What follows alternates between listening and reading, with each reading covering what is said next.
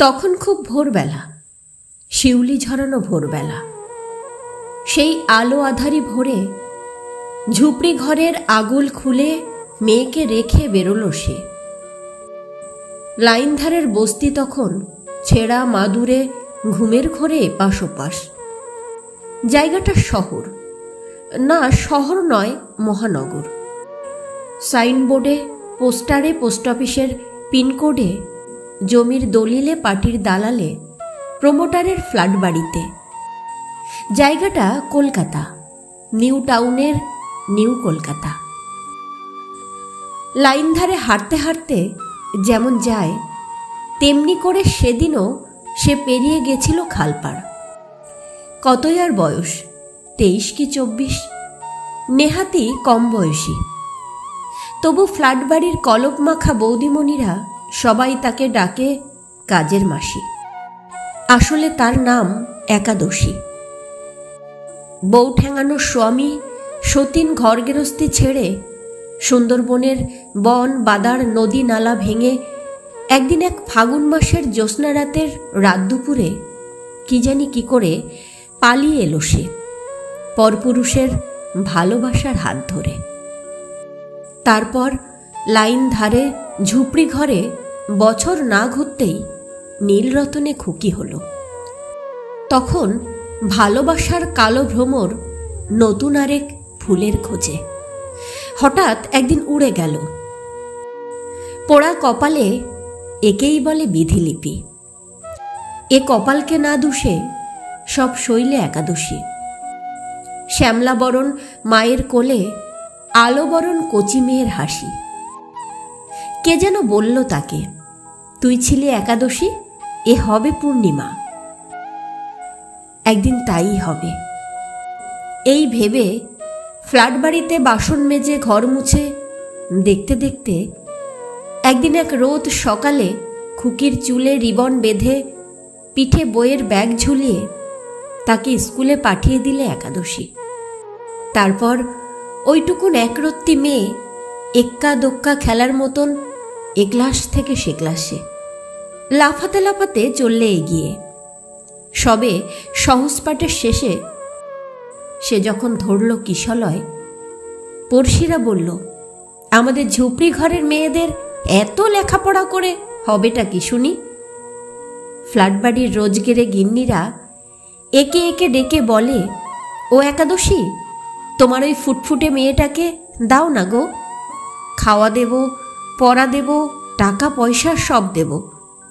কাজের মধ্যে কাজ, শুধু রিমোট হাতে টিভি দেখবে আর বাচ্চা কাঁদলে ঘুম পাড়াবে, দোলনাতে দোল খাওয়াবে। কানে একটু খাটো একাদশী, তবু এসব খাটো কথায় কান দেয়নি সে। এবাড়ি ওবাড়ি গায়ে গতরে খেটে খুঁটে সকাল সন্ধে মেয়ের পড়ার টিউশনি দিয়ে পূর্ণিমা দেখার স্বপ্নটাকে নষ্ট করেনি সে। ও একাদশী, তোর এত কষ্টের স্বপ্নটাকে এই শিউলি ঝরানো ভোরে কারা দিয়ে গেল নষ্ট করে? ওইটুকুন ফুলের মতো শিশুর শরীর, সেই শরীরের পাপড়ি ছিঁড়ে ফালা ফালা করে, বিবস্ত্র করে, রক্তাক্ত করে ফেলে দিয়ে গেল কোন শকুনের দল। কোথায় সান্ত্বনা দেবে তা নয়, ঠোঁট উল্টে পড়শিরা দিলে উপদেশ, কেন বাপু একলা ঘরে এত ভোরে মেয়েকে ফেলে কাজে যাওয়া? যা দিনকাল পড়েছে আজকাল, মেয়ে বড় হলে অমন বেহুশ হলে চলে? বলতে বলতে থানা পুলিশ, বলতে বলতে ক্যামেরা কাঁধে মিডিয়া, খানিক পরে বস্তিবাসীর রক্ষাকর্তা, মহামান্য পুরপিতা পুরমাতা, পার্টির নেতা। ও একাদশী, তুই কিছু বল না লো ছুরি। লাশ নিয়ে যায় পুলিশে, তুই কিছু বল না। মুখ দিয়ে কোনো রা নাই, চোখ দিয়ে কোনো জল নাই। আমাদের বস্তি ঘরে এমন ঘটনা রোজই ঘটে, তার জন্য এমন পাষাণী হলে চলে? সেদিন সন্ধেবেলা আলো জ্বলল না রাস্তার মোড়ে। সেদিন সন্ধেবেলা অন্ধকার, সে এক বিকট অন্ধকার। গোটা নিউ টাউন জুড়ে বিদ্যুৎ বিকলের সর্বগ্রাসী অন্ধকার।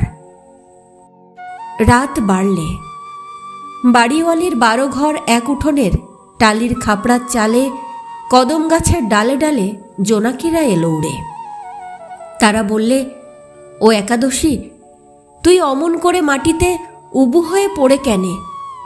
বন বাদারে জলে জঙ্গলে বাঘের সঙ্গে লড়াই করা মানুষ তোরা, সেখানে কটা হায়নার ডরে পড়ে থাকলে চলে? তখন কি যে হলো, ধরফর করে উঠে বসল সে। তখন কি যে হলো, রুক্ষ চুলের মাথার ভিতরে লাখে লাখে ঝিঝি ডাকতে লাগলো।